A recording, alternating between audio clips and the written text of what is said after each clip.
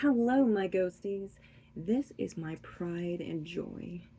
Yes, it is a spirit board. It is also known as Ouija or Ouija, tomato, whatever you want to call it. It is stained wood. It's meant to look like rosewood, and it is custom made. So it is somewhat unique. I got this from Etsy. Um, and it was quite at an affordable price as well.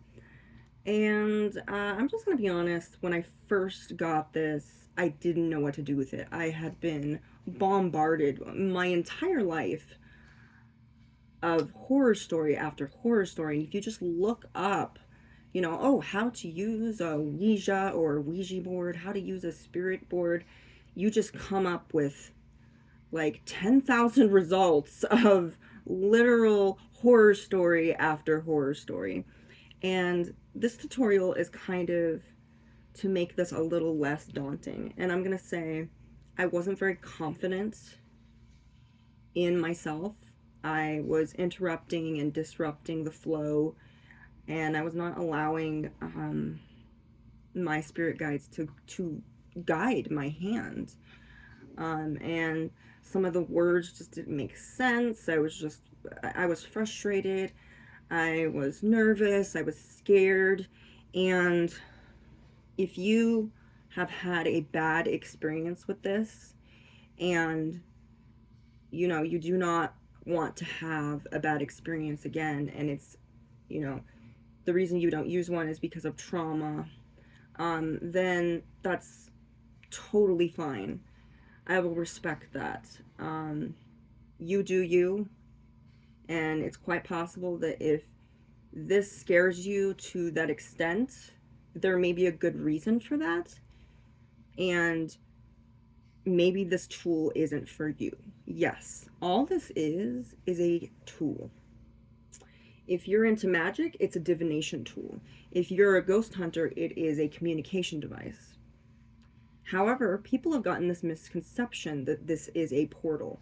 And I don't know what it is, but people that are either involved with magic or the paranormal community talk a lot about portals. And to me, this is a window. This is a window where spirits can kind of peek in, and I can peek into their world, rather than a door that's just going to let all of the demons from hell come into my house or into my space, or just coming in to possess me or hurt my family or my friends. I want you to think for a little bit. Let's think outside the box. A door to me is magical because a door opens a possibility, a opportunity. Maybe it opens up to another world as we know it. And that's not necessarily a bad thing. All you have to do is know which door to open, and to not so much change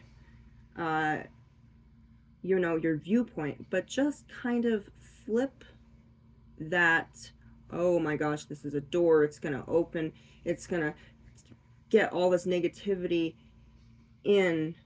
That's called worry. Worry does not add any solutions to your life. I have experienced worry a lot, and worry is, to me, I think, is a anticipatory fear. You are anticipating that something bad will happen, and you're preparing for that bad thing to happen. And when you're in that state, you're in a flight or fight response, which flight or fight response, in case you don't know what that is where you encounter a bear and your brain says, should I fight the bear or should I run? This is a point in your life where a certain hormone known as cortisol, not cortisone, not the cream, cortisol, and your brain releases this when it is in a dire situation, and when you are upset and freaking out and sobbing and just beside yourself, you know, having a nervous breakdown, no one is going to want to talk to you. Not your spirit guides, not your angels, not even demons at that point, because let's be realistic here. We are drama. We are extremists at times. And, you know, a demonic entity may give us a suggestion, but we go beyond that. We often will just jump to one extreme to the next. And it gets to the point where I think demons are just like, okay, you're creating enough chaos on your own. I think I'm just gonna go. And we are drama. So and the greatest fear that we have with using these boards is possession. I'm gonna say I have been following paranormal stories since I was 9 years old. And I have not come across a lot of stories where they didn't play, but yeah, they played with one of these boars, got possessed, and then died later. Okay, that is not only a worst case scenario, that is probably the rarest scenario that could ever happen. And another thing, this is a communication device.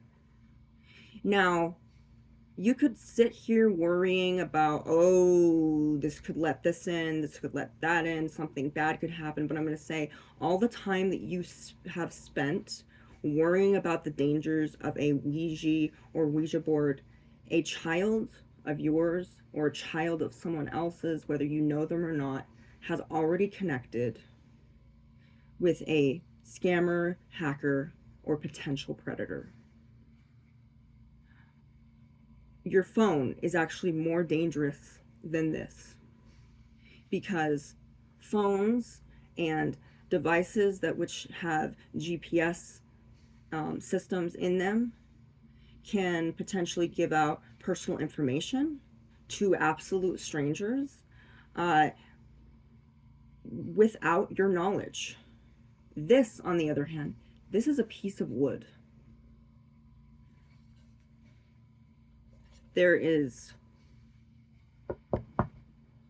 nothing really that extraordinary about it.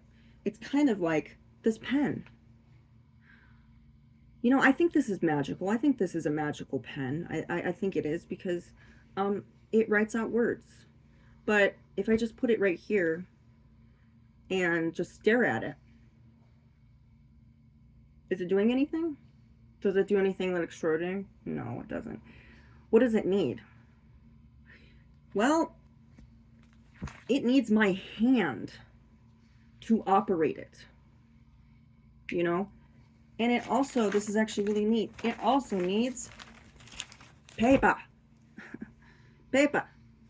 So I can write the things down that come to me. Whether it's here, there, or I just had an idea.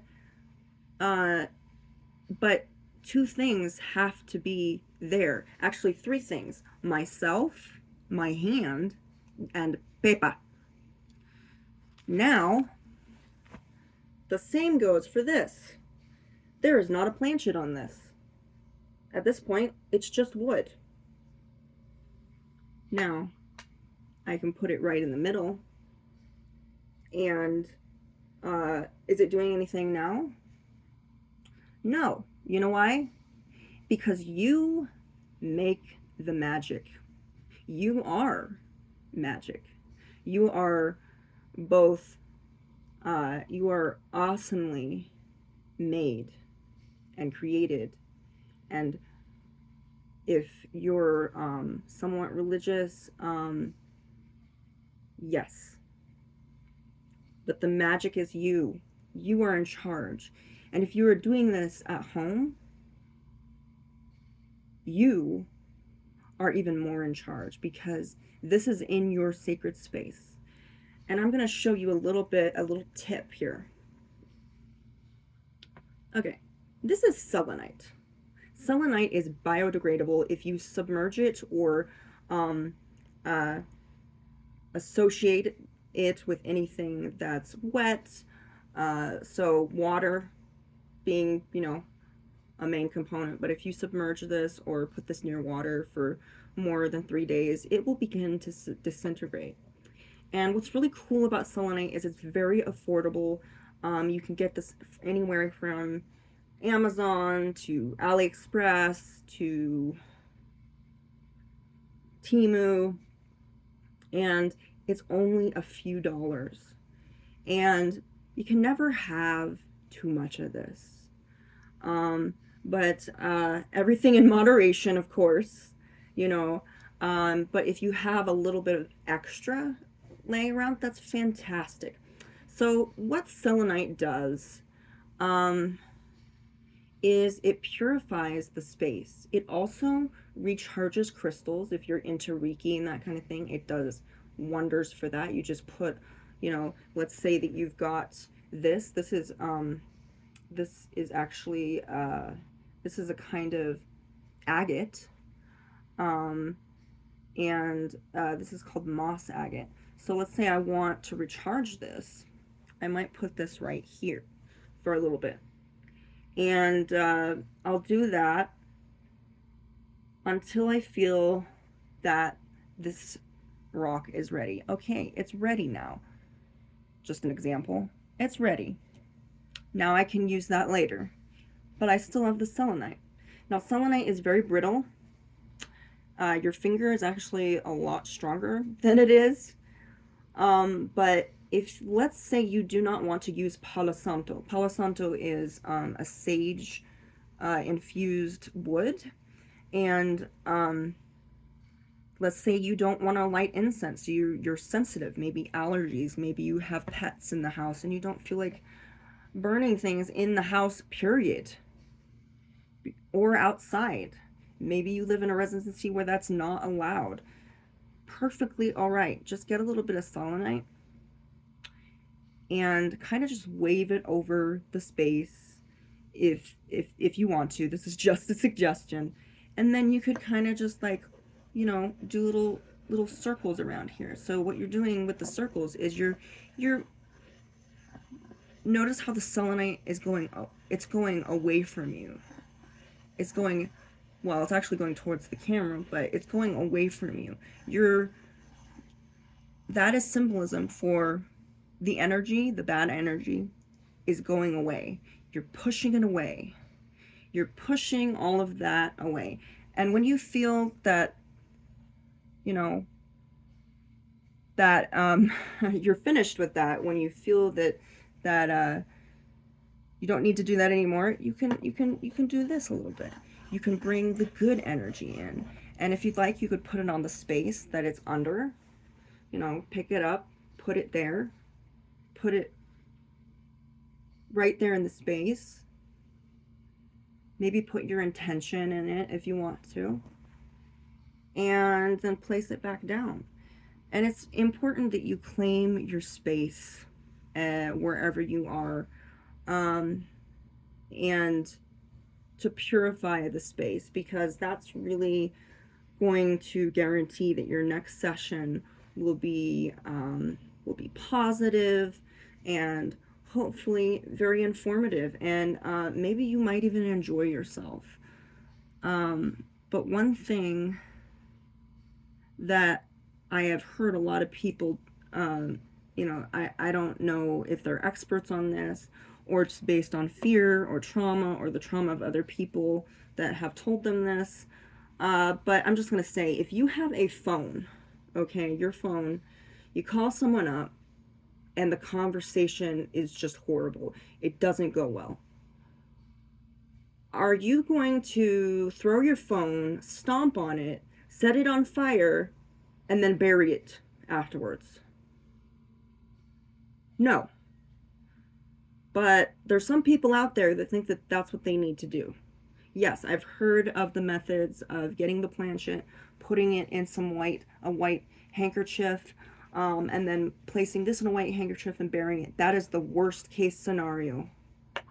That means possibly that you did not use this correctly. Now, typically, this is what has been told to me. This is what I've learned from other people who have had positive experiences with this. I've avoided people that have had absolutes like never do this in the graveyard, never do this here, don't put the planchette, store the planchette with the board. Those are Hollywood myths, most of them. And anything and everything, that there is an exception. And you know, certain things that have happened to this person over there, over here, may not happen to you. You know why? Because you're a different person than they are.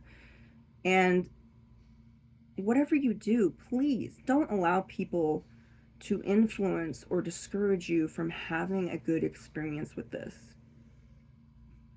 These myths are restrictive, fears are restrictive. And when you are in a flight or fight, or flight or fight, fight or flight, whichever one, state of mind, you're not going to be thinking clearly. You're not going to be able to communicate. And to be fair, another thing is you need to establish boundaries. This is your board. This is your session. And if you don't feel comfortable doing this outside of the house, I suggest you do it at home and just experiment, explore. Obviously, bless the space before and after. If it's just afterwards, that's fine. That's fine. But it's all a personal preference. You could use Palo Santo, you could use incense, you could use another kind of stone. I used rosemary oil when I first got this, and that rosemary oil or essential oil is really useful for protection. And I have blessed this board so that nothing negative can be attached to this. So I have every faith that this is not going to be a board that's going to be possessed.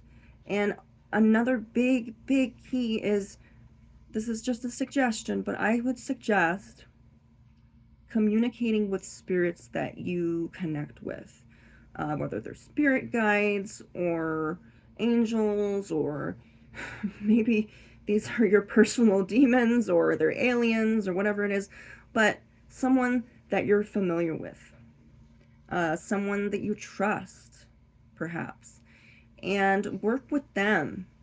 Have them teach you. And as I said, this is a tool. This is a tool. It's only going to have the power that you give it. It's like tarot cards. It's like dowsing rods or anything else. If you can do tarot cards on your own, you can do this on your own too. I have not had many bad experiences with this so far. And it's like a muscle. The more you use it, the easier it's going to be. It's like clay. The more you handle it, it's going to just be more, it's going to be more fluid. And the best thing is to, I'm not going to tell you don't think, but best thing is not to overthink when you're doing this.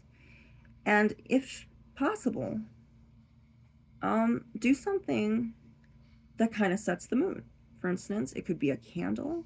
It could be you put on some nice jazz, or this is my favorite thing to do, is to ask my spirit guides what kind of music they prefer.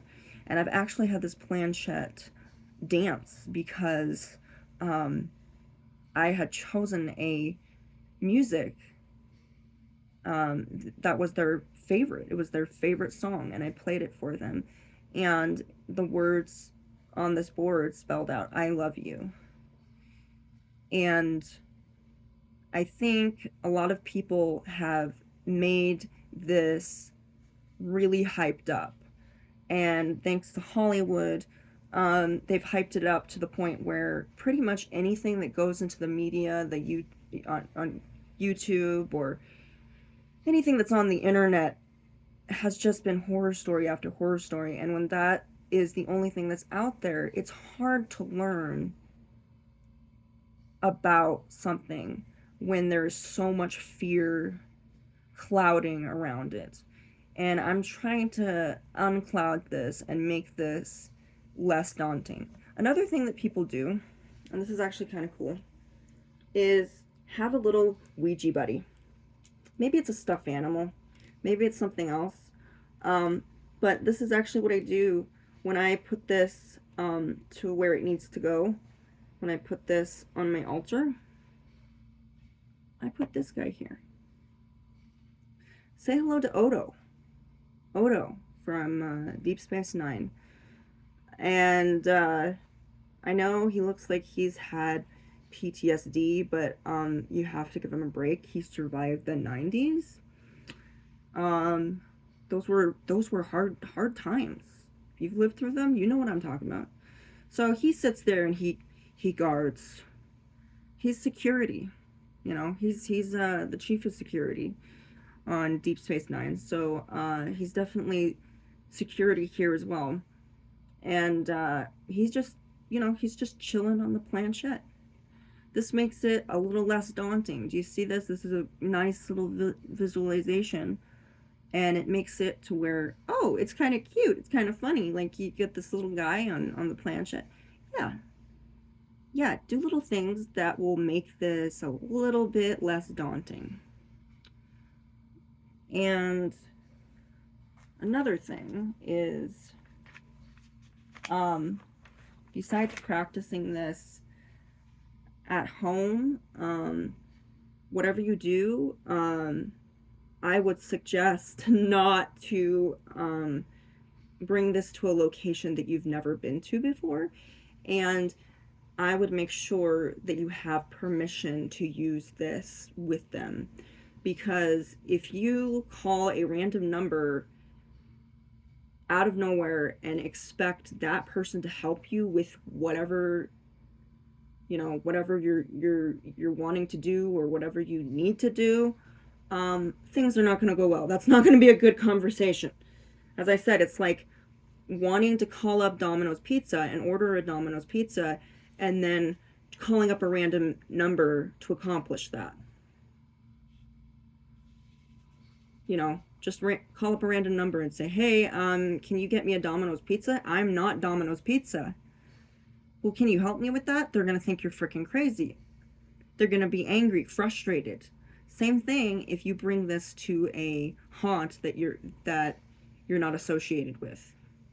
And also keep in mind with the devices that you use, whether it's pendulums, dowsing rods, tarot, Ouija boards, whatever suits your fancy, it's going to be a learning experience for them. Maybe they're not accustomed to this. Maybe they're not accustomed to your phone. Maybe they need time to learn. So see it as a learning experience for them as well as for yourself. And maybe together you can teach one another and you can learn from one another. And there can be this synonymous relationship and a bond and a connection. And you do not have to be friends with any demonic entities either. What I recommend is to establish an understanding. You are an assertive individual. You're a warrior.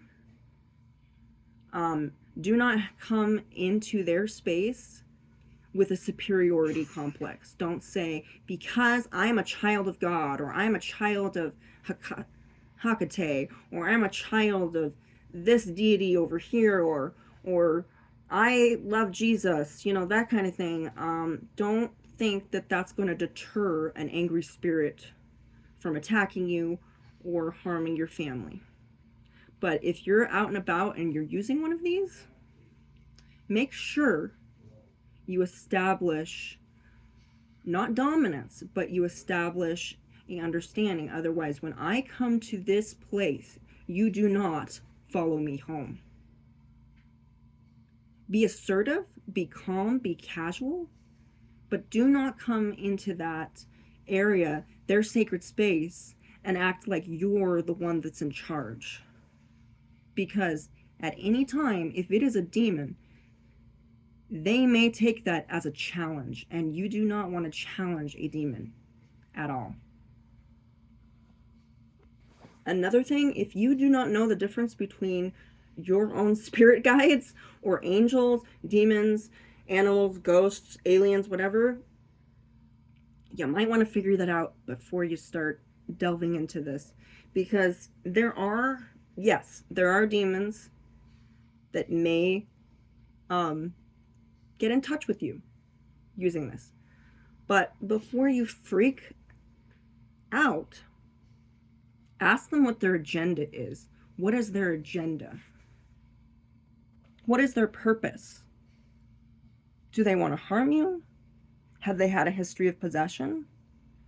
From what I've seen, possession seems to happen to specific people in specific situations. They do not seem to happen as often as the media says that it happens. And I'm not denying that maybe in this area or maybe in your experience, these things have happened more often. It's all subjective to the situation, the person, who was there, who wasn't there. There are so many different variables. I understand that. And statistically, I don't know how common possession is with these boards. But it is all about the energy that you bring to this board. Sometimes we attract the energy that we put out into the world. And for some particular demons, that kind of energy may be attractive to them. But the most attractive thing to any demon is ignorance. And what do we do with ignorance? We educate it. We educate it. We open our minds. We find out new information about these things so that we can prevent those worst case scenarios from happening. And that's what this tutorial is about.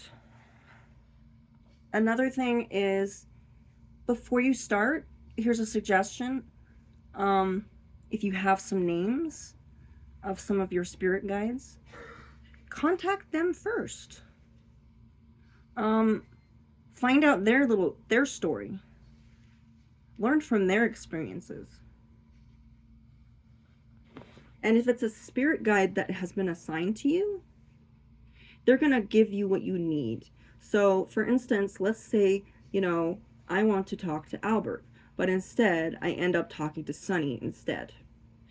Now, this could be the fact that they got so excited that they wanted to talk to you, but it could be the fact that all the spirit guides, the spirit protectors, the angels, the aliens, whatever you think is watching over you, maybe they communicated with one another and said, you know what, I think she needs to talk to you, Sunny, because Albert, you're great, but there's something that you need to tell her. And if it's a demon, they might be a little bit mischievous, and they might, be a little evasive. And also keep in mind, spirits don't necessarily know everything. They know what is told to them. They know what they see. They know what they feel, like your energy. But they're not going to know everything about you unless they've been with you your entire life. Like they've been watching over you since you were born, or since you were a child, or maybe there was a certain point in your life where they needed to be there for you. You know what I mean? But I'm going to say, don't marvel. When you go to a haunted location, don't sit there and marvel and say, oh my gosh, the spirit, it knew my name. Oh, or it knew this about me, or it knew did you know a lot of that stuff is Googleable facts? Like, for instance, your date of birth and your eye color, A lot of where you've been in the last 10 years is online. Anybody can figure that out if they're smart enough. You don't even have to be smart because the internet literally makes everything accessible. Um, and so don't marvel about that, because there are some spirits that their only role is to watch, whether it be a demon or an angel. They're not there to harm you, they're just there to gather information, similar to a lot of apps on your phone. Woo! Yay! Yeah, your phone is actually a lot more dangerous than this baby here. Because is this going to give your pin? Is this going to give out your address, your pin number? Is it going to give you? It might give a spirit out there something about yourself, but um, I'm just gonna say a spirit is gonna be worried about spiritual things. They're not gonna be worried about where your money is. They're not gonna be worried about your identity. They're not gonna be worried about that because they have other things they need to do. They're spirits. They live in another plane of existence, and they don't necessarily have the time to worry about you. So, yes, things may not go according to plan. That is just life. You may want to talk to this spirit and this other spirit shows up. Don't be freaked out by that. Spirits are independent. They have preferences, likes and dislikes, and feelings. And maybe they even get distracted. They have lives. And do not think for a moment that they are here to entertain us. It takes a lot of energy and effort to have to interact with this, with your phone, with you. Do not, when I suggest when you're doing this and you get in contact with what you believe to be a spirit, whether it's demonic, angelic, an animal, dead, alien, whatever, whoever you think you're connecting to, um, keep in mind, um, do not ask them to like move things around the room. That um, uh, I've asked my own spirit guides that, and I've asked demons that. They don't do it. I was not using a spirit board at the time, but I don't think that that's cool to ask a spirit to perform, um, to entertain you. This is not a game.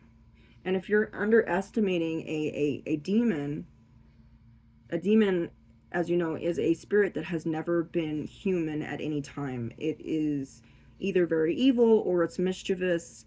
Um, I've heard of people that actually have an accord with demons. They have friendships with them.